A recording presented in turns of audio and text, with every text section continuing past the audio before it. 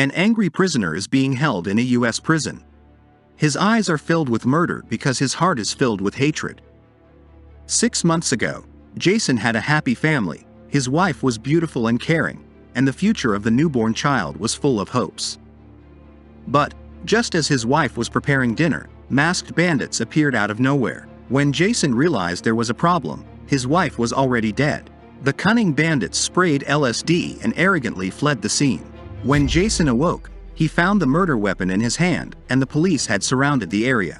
As a result, Jason was charged with her murder and sentenced to 50 years in prison. Jason was transferred to a private prison on Christmas Eve. To prevent prisoners from escaping, the prison is guarded around the clock. Because everyone in this prison is the most vicious felon, everyone's hands are covered in blood, the prison is built on the sea, and there is only one way in and out. Jason wanted to have a quiet breakfast today, but someone wanted to cause trouble, not only with the dinner plate spit, but also with his wife. The other party was unaware that they had crossed the wrong person this time. Following the fight, Jason is brought before Julie, who controls the entire prison and is a ruthless dictator. He organizes flying car races in order to turn inmates into assets. Inmates on death row become race car drivers, driving modified race cars to kill each other. If a person wins 5 races in a row, they will be pardoned and released from prison. The track is littered with high-definition cameras, and the race is streamed live to a worldwide audience. A masked driver named Frank with super strength won 3 races in a row in the previous race. Frank suffered a mechanical failure in the 4th race and was mercilessly pursued by his opponents. Despite winning the race but dying from serious injuries, Julie quickly blocked the news of Frank's death to avoid a drop in ratings. She desperately needs a strong prisoner to take Frank's place and keep the competition going. Jason is the ideal candidate for the position. Jason is initially hesitant, but Julie's offer is too good to pass up, and Jason will be pardoned if he wins the 5th match as Frank. After the agreement was reached, Jason arrived at the workshop in high spirits and met with the team coach and technician Fatty.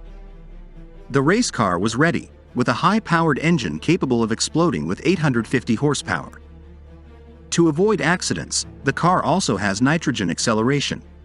The racing defense is also very strong, with 2 cm steel plate bulletproof glass on the front and sides, clear Chinese manufacturing, and a 15 cm thick solid armor on the back. The car is also equipped with smoke bombs and even petrol bombs, and with 2 multi-barrel Gatling machine guns. It can truly be described as having a very strong performance.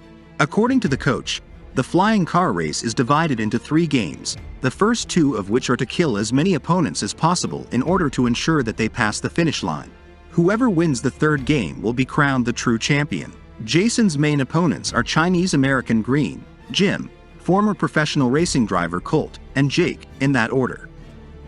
Julie, in order to earn a living, each race will be from the women's prison, with a selection of hot and beautiful inmates acting as racer navigators. Keith, Jason's navigator, is even more powerful and has frequently assisted Frank in saving the day. Jason didn't want to hide his identity in front of Keith, so he took the initiative to remove his mask and begin the race. The participants appeared ecstatic as the lights began to flash. Over 45 million people paid to watch the global live broadcast, which was also launched. Jason took the lead with the floor gas, and the rest of the team followed suit. The pack began to rampage, and Jason quickly lost his position. Coming in 4th, Keith calmly directed a shortcut to follow, and Jason accelerated at the intersection to retake the lead. As the race entered its 2nd lap, Julie ordered the sensors to be activated, resulting in gunfire, smoke bombs, napalm, and traps.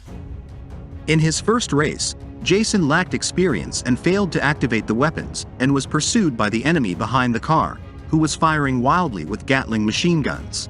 However, the driver's skills were extremely poor, and he was discovered to be broken by Green, who was overjoyed at this point. He was ecstatic at this point. He was staring at Colt in front of him, who didn't want to be killed and dashed away from the steel spikes in preparation for a counterattack. Green was unable to avoid the instant flat tire. The car lost control and began to roll, and 14K saw the perfect opportunity to launch a missile. The car was blown away and smashed into the ground, Green climbed out of the car and began to spit the fragrance at the camera, but he was smashed to pieces the next second. The final lap of the race, Jake equipped with a massive Gatling. The power is truly amazing, especially when combined with Colt's stocking. Jason's armor was in shambles.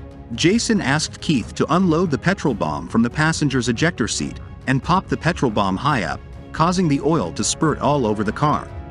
Case had already thrown out the cigarette lighter before Colt could react, and the car was instantly engulfed in flames. Jason is always first after a fierce battle, and he thought he had won and stopped on the side of the road, eventually finishing sixth.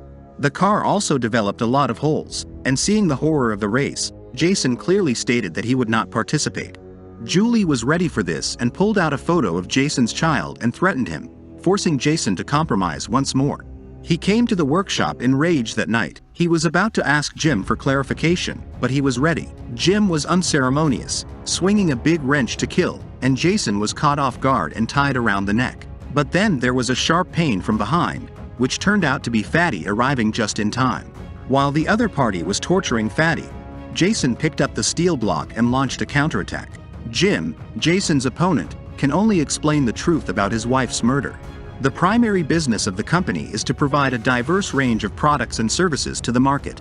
Unfortunately, the prison guard appeared unexpectedly and electrocuted Jason in order to save Jim. The second race went off as planned, with everyone rushing out of the starting line. Jason, on the other hand, does not panic and drives into the abandoned workshop, where he threatens to eject Keith in order to force out a larger conspiracy, which turns out to be Keith working undercover for Julie, ordered to stalk Jason in order to prevent him from winning the race, thereby keeping him in prison and bringing Julie greater gains. In exchange, Julie will sign a decree releasing Case.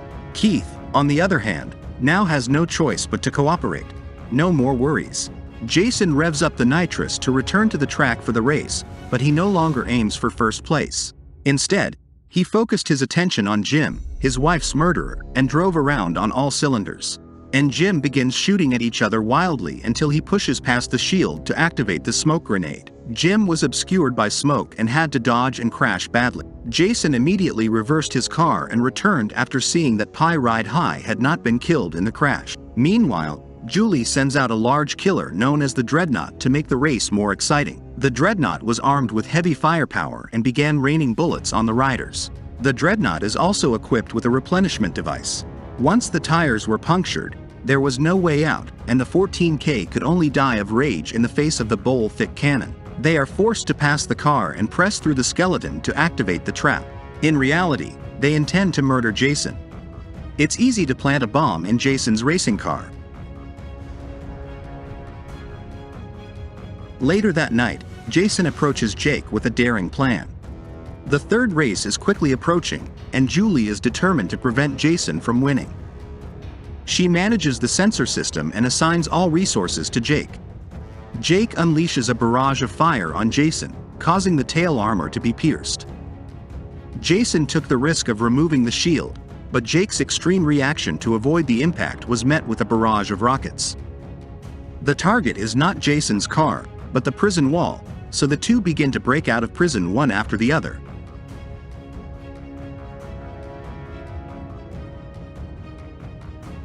It turns out that Jason and Jake were acting in order to paralyze Julie, and Julie is enraged enough to detonate the explosives. Jason threw down the spare fuel tank and stopped the large number of pursuing police cars on the bridge, despite the fact that the bomb had long been defused by the coach. The helicopter flew high in the sky, but Jason took the initiative to protect Jake, luring the helicopter to the pier and jumping off the car in the middle of the night. Keith, it turns out, already has a release order and will be safe even if he is apprehended. Jason and Jake were able to meet up thanks to Keith's assistance.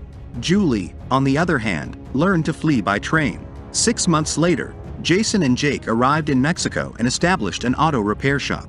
Keith arrived shortly after, and Jason not only regained custody of his children, but also gained new friends and a new love. This is the conclusion of the film. Death Race is a super combustible action film. Jason Statham, as always, can fight. Like Jason's friends must not miss. We will see you next time.